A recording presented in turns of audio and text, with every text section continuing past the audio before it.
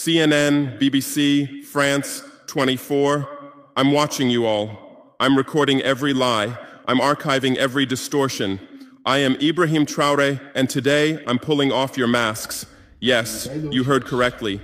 I, whom you call a young military junta leader, whom you brand as a dangerous radical, whom you serve up as an anti-Western dictator, am now telling you the truth. And this time you cannot turn off your microphones. This time you cannot turn away your cameras. This time your editors cannot cut this speech, because the world you monopolize no longer exists. Because millions will hear these words now, without passing through your filters, without being subjected to your distortions, without being muddied by your lies. I am 34 years old. Every day of my life, I grew up with your lies. As a child, I would watch Africa on television. Always the same images. Children with flies, dry lands, weapons, death. This is Africa, they told us. This is what Africa is. And we believed it. We were ashamed of ourselves. We were ashamed of our own lands, of our own people. But then I grew up. I read, I researched, I questioned, and I understood that the Africa you showed us wasn't real. The story you told us was a lie. The fate you imposed on us was a script you had written. For years, how have you portrayed Africa? How have you shown it? How have you sold it to your viewers? As if we were creatures who had no share of humanity, as if we were savages left outside of civilization, as if we were wretches waiting for you to save us. Every day, every hour, every minute, the same story plays on your screens. Hunger, war, disease, corruption, terror, chaos. These are the words that come to mind when Africa is mentioned.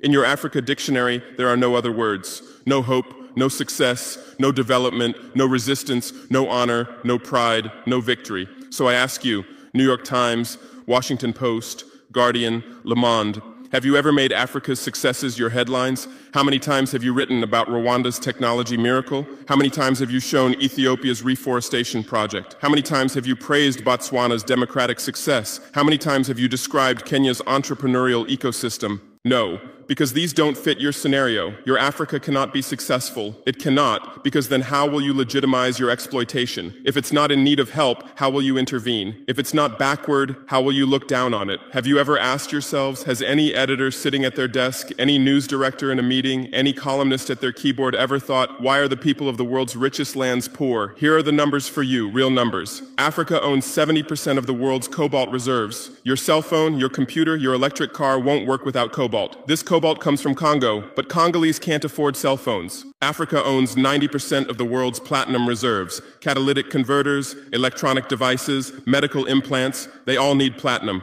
This platinum comes from South Africa, but South Africans are crushed by unemployment. Africa provides 30% of the world's gold production. Mali, Burkina Faso, Ghana, Tanzania. Gold flows like rivers from our lands. But our people swim in poverty. Africa supplies 65% of the world's diamond production. Botswana, Angola, Congo, Sierra Leone, billions of dollars worth of diamonds are extracted, but our miners live on $1 a day.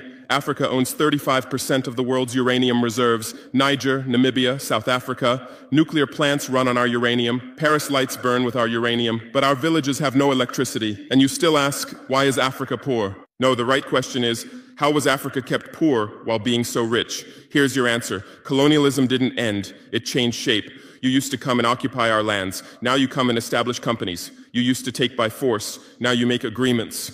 You used to rule with the whip. Now you rule with credit. Let me give you concrete examples. With numbers, names, dates, but you'll never write about these. Glencore, Swiss-based mining giant, extracting cobalt in Congo. 2022 revenue, $256 billion. Tax paid to Congo, $500 million. That's 0.2%. Is this justice? Rio Tinto, British-Australian mining giant, extracting bauxite in Guinea, 20 million tons annually. What's left for Guinea? Environmental pollution and cancer. Total, now Total Energies, French oil giant, extracting oil in Angola, Nigeria, Congo.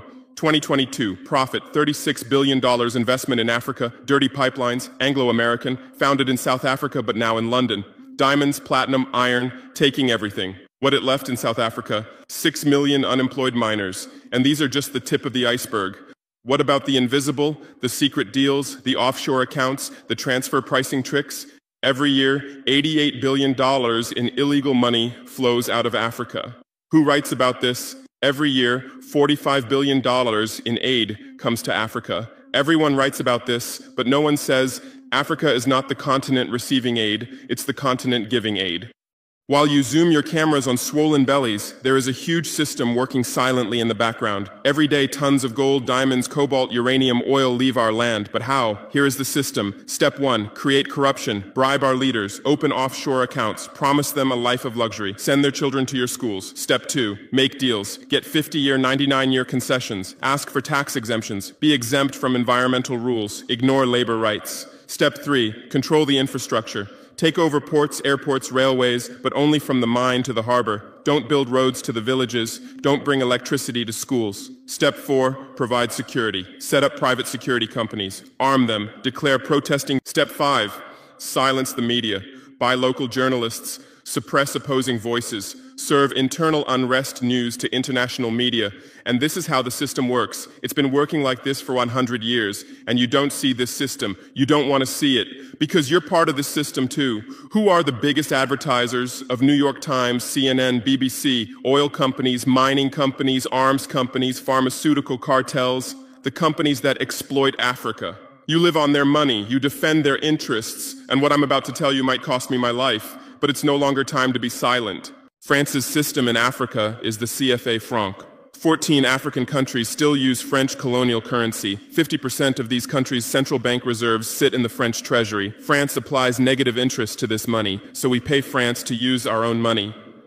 Through this system, France transfers $500 billion worth of resources from Africa every year. Does anyone write about this? No. But when France gives Africa 10 billion euros in aid, it makes headlines. Britain's system is more sophisticated. London is the world's money laundering center. City of London, offshore paradise. Every penny stolen from Africa passes through London. Jersey, Guernsey, Cayman Islands, Virgin Islands, all under British control. Africa's wealth hides there.